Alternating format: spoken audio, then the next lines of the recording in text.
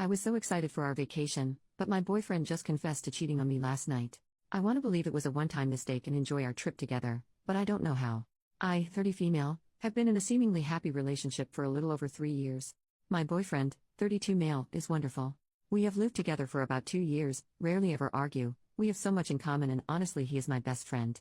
I love him and know that I want to marry this man. He flew to his hometown yesterday. I flew down this morning and we are both catching a plane in the morning to go on vacation together for 6 days with 2 other friends of ours.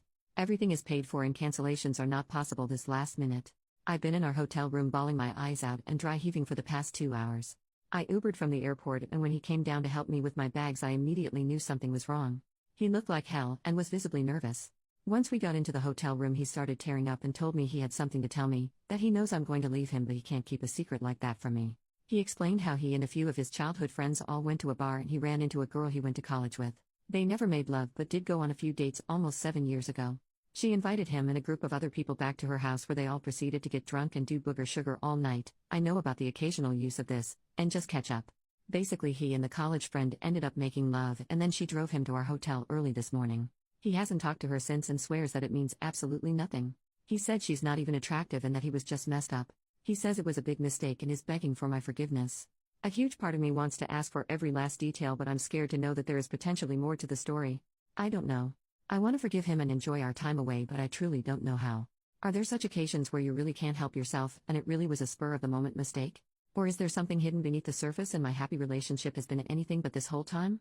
Update: after basically begging him he told me the name of the girl and reached out to her.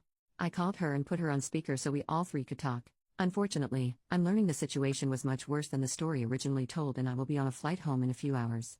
This other girl is not unattractive. The lovemaking was not protected. He and her had been flirty the entire 3 hours before they finally made love. Hand-holding, sitting on his lap, making out a lot. He went down on her and basically the lovemaking lasted quite a while with various things being done. Not like the coked out unpleasant quickie I was told about. I feel like I want to die. Second update: first I would just like to say thank you to everyone who has commented or messaged me. I appreciate all the kind messages, words of advice and even some of the more harsher messages and comments.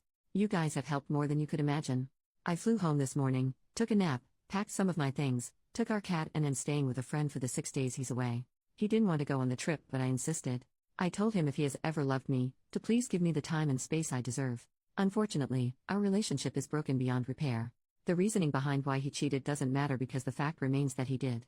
That in all of our time together I've never even considered or wondered about another man and the first chance he got, he chose to have unsafe lovemaking with someone else. I believe that he loves me, quite possibly is sorry. I don't however believe that he has any respect for me or our life together. I don't know that I'd ever forgive him or trust him again. No respect and no trust means no relationship. We do have a shared life so the ending of this relationship is not quite as easy as me packing and leaving and not looking back. We have shared accounts, both of our names on our lease, shared phone plans and car insurance. Basically, the next few weeks are going to be rough. Third update: I have no idea if anyone cares about the outcome of this situation but it is almost cathartic to write it all down so I'm doing it anyway. I finally have a calm moment to sit at my computer and compose a logical thought. Upon me returning home I had very little communication at my request. I had originally planned to spend the week at my friend's home to process this life-altering event but early this afternoon he texted me telling me he was home. Now, some people might think that shows a lot of effort on his part, that he's remorseful and rather than enjoy his vacation he flew home to talk. Perhaps I would feel that way too except I asked for space. I told him that if he had ever loved me he would give me time alone. He couldn't even give me that. I agreed to meet with him at our apartment to talk. I only wanted to talk about and sort out all the details.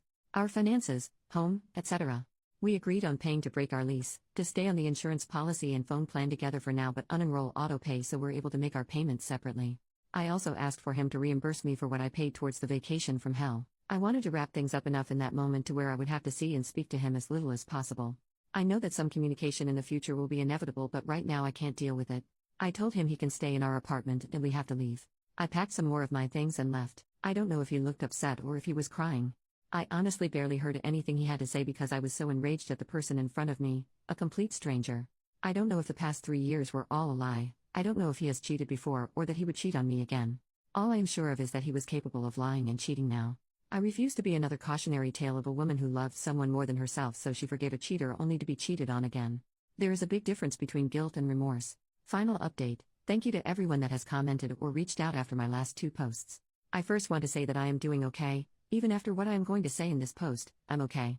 I'm going to attempt to make this as brief as possible because I can't give this situation any more of my heart or energy.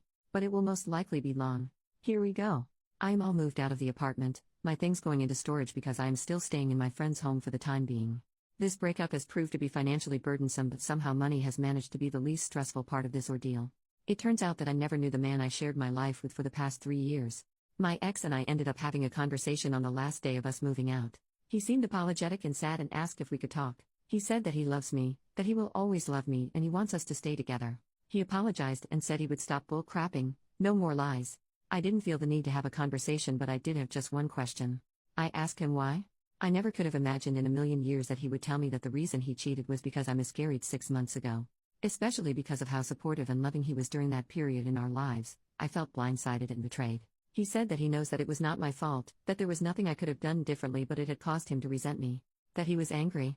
He said he knew how this sounded, which is why he never talked to me about it. He didn't want to hurt me, haha. I of course at this point felt sick. My heart hurt in ways I never knew possible. Even the death of my father did not hurt in ways his words and actions were hurting me. Here is this man that I have unconditionally loved and supported for over 3 years. I was his biggest cheerleader in life, encouraged him to be his own person and to still live his own life. I wanted him to be happy. We never went to bed mad at each other, we never called each other names, we never not kissed each other goodnight or goodbye in the morning. Our relationship seemed great, and yet he's telling me for the last 6 months he has resented me, borderline hated me at times. He admitted to downloading Tinder and chatting with women over the last 6 months. He swore that it never became intimate up until the night he cheated, and that was only because they had history. I have no clue if that is true. Honestly, I don't care whether or not it is. The cheating is minimal compared to the words he just spoke. We were both crying, and I handed him my keys for him to turn in. I gave him a hug and told him that he needs therapy and that I never want to speak to or see him again. I have a therapy appointment next week and will start to work on healing. I'm looking at potentially getting a loan so I can get out of it anything left that we have shared. I also want to look into moving to a different city, but that is still up in the air. I have changed my phone number and blocked him everywhere. There was never a chance of him and I getting back together, and this just solidifies my decision. This will most likely be my last post on the subject, but I once again thank each and every one of you. The real final update. I thought my last update would really be the last, but a lot has happened in such a short amount of time. I figured I could close this chapter with a neat little bow. First, I want to say thank you to each and every person that commented or messaged from my other post. The outpouring of love is more than I could ever have imagined receiving from strangers. I see so many posts on here with much worse stories, and I don't know what I did to deserve the love and support, but I am eternally grateful. Second and finally, me and my ex have not talked. There is absolutely no way for him to reach me directly, as I ended up moving in with a different friend for the time being. He does not know about this. He still thinks I am at friend A's home and communicates with her if there's anything that needs to be said in regards to business matters. She does not allow him to talk about anything personal, and if he does, she does not pass it along. We have zero things connecting us at this point. In my last post I talked about possibly moving cities, and well, that happened. I was offered a job I had been trying to get for quite some time, and the position finally opened up. I have been working from home for about a week, will work from home for another week, and then I move. Rhonda, Kitty, is probably not going to be too thrilled, but we have a vet appointment for some kitty meds to hopefully ease the transition. She's top priority, always. I love my new job, I love my friends, and I love where my life is headed. I wish nothing bad for my ex and have no ill will towards him, and truly hope he can find peace in his life. Often what we lose is nothing compared to what we gain. It's just getting past our human ego and being able to see it. Thank you again from the bottom of my heart for coming along on this journey with me. I wish you all happiness and love in your lives.